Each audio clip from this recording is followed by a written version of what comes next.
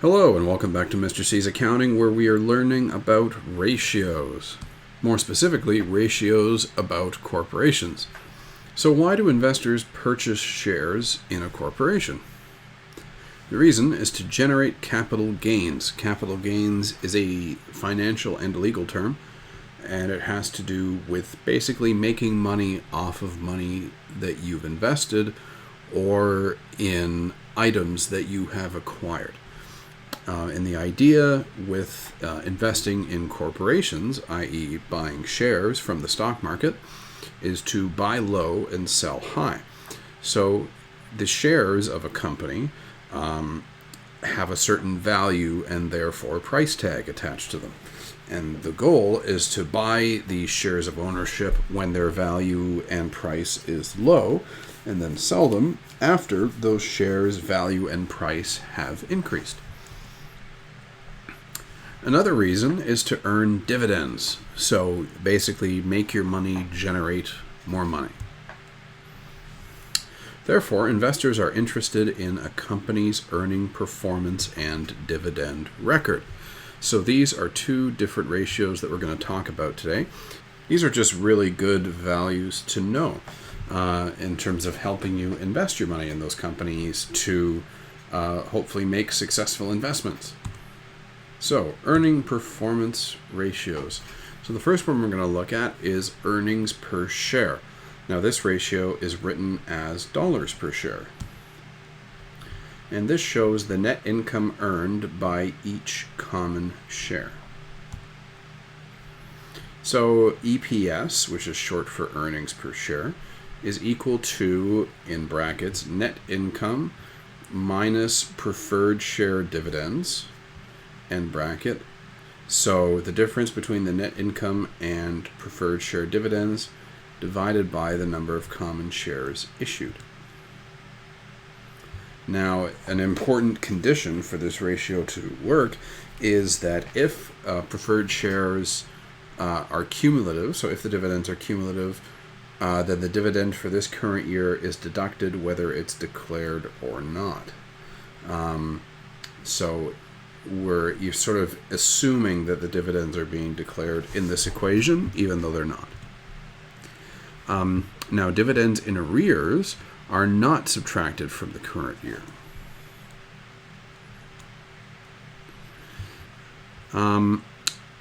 When income statement includes non-typical items, which we talked about in the previous video, the earnings per share should be disclosed separately, and I'll show you what that looks like. For each component. So instead of having an earnings per share for the entire company, we'll have earnings per share for components of the company. And this allows decision makers to analyze the earnings per share in relation to the continuing operations. So, typically you'll have earnings per share for the component that is either being disposed of or for their continuing operations section, which is not being disposed of. And extraordinary items might affect different operations of the company. So again, we would have EPS for ones that are operations rather that are affected and operations that aren't. So here is a corporation income statement with everything sort of put together in here. In the last video, if you remember, we had sort of pieces of income statements where I showed you where the different things went. So this has almost all of them sort of clumped together. So we've got income from continuing operations before taxes, income tax expense, loss from continuing operations. Then we have discontinued operations net of tax. Then we have our net income. In this case, it's a loss. Now this has to do with non-controlling interests in the company. And then we have net loss attributable to Avon, which is another company or a separate entity. Here's where the EPS is. So it doesn't actually say EPS, it says earnings per share. So I'm trying to underline it with the cursor, not cover it. You'll notice that they declare either gain or loss here. And so these small numbers are on a per share basis. And you'll notice that up here in the top left-hand corner, it says in millions, comma, except per share data. So what that means is that this isn't $10,546.01. The real value is $10,546.01 times 1 million. And then that's the real value. What it's saying, though, is that these values here for the per share data, so this stuff here, is in a per share basis, and this is not in millions of dollars. So there's two changes in the numbers here. This is not in millions, and it's in a per share basis. So this is actually 10 cents, but it's 10 cents per share. You'll notice this has years as well, so 2010, 2011, 2012. So you can see that the earnings per share basic from continuing operations has gone down. So we started with $1.37 per share, and then in 2011 it went down to $1.20, and then in 2012 it went down to a loss on earnings per share. So you can see how this affects the earning per share of common shares purchased by investors. So the next ratio we're going to talk about is price earnings ratio. So this is written as PE ratio, like physical education. That's what I thought of when I first saw the PE. Anyway, PE ratio is equal to the market price per share divided by earnings per share. And what this ratio is designed to do is it's designed to indicate the dollar amount that an investor can expect to invest in a company in order to receive $1 of that company's earnings.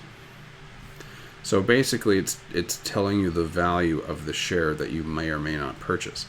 For example, if a company has a PE ratio of 20, this can be interpreted to mean that an investor is willing to pay $20 for $1 of current company earnings.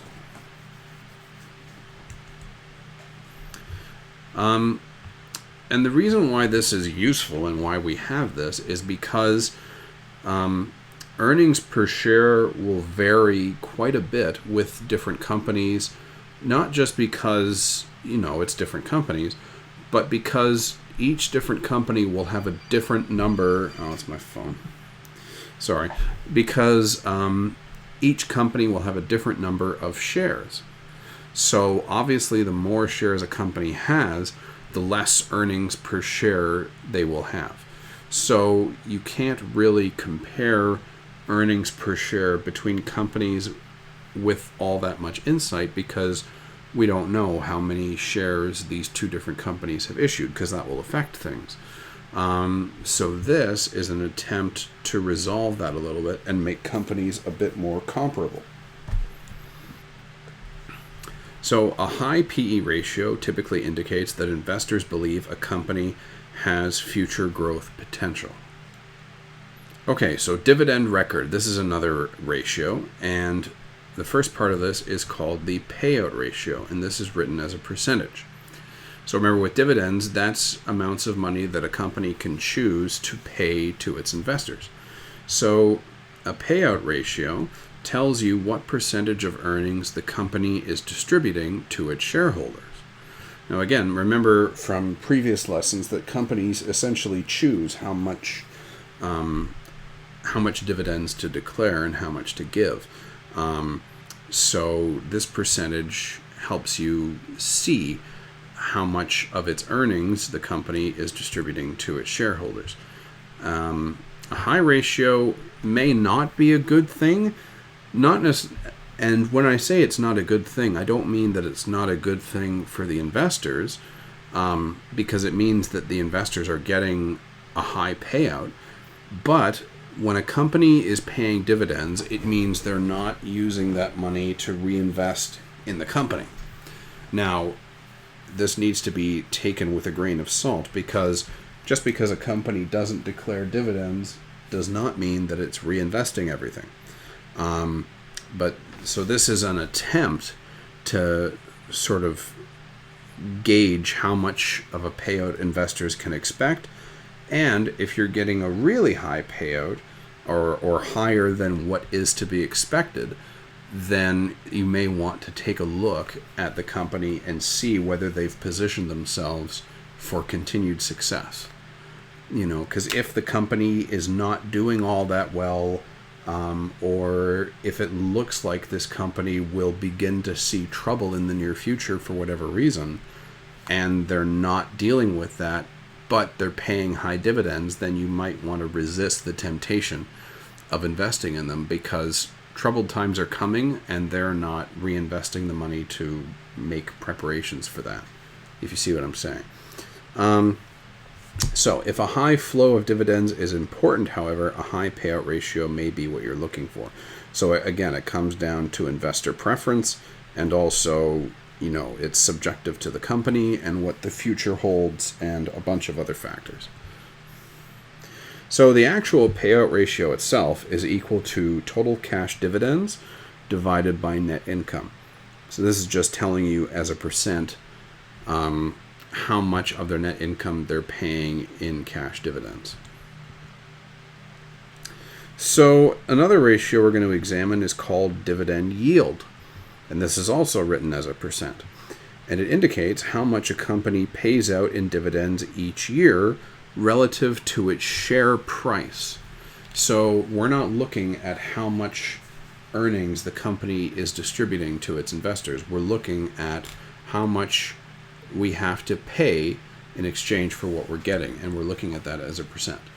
So this indicates how much dividend income or cash flow is generated for each dollar invested in common shares, which is interesting. Even though this is a dividend yield, we're taking into consideration common shares here. This is used when comparing the investment in a company with other investment opportunities. Now, like I said earlier, it's similar to the payout ratio. You need to be leery, means, be careful, examine, learn more about it before actually doing anything. So you want to be leery of a very high payout ratio unless dividends are really important. So dividend yield is equal to cash dividends per share divided by share price.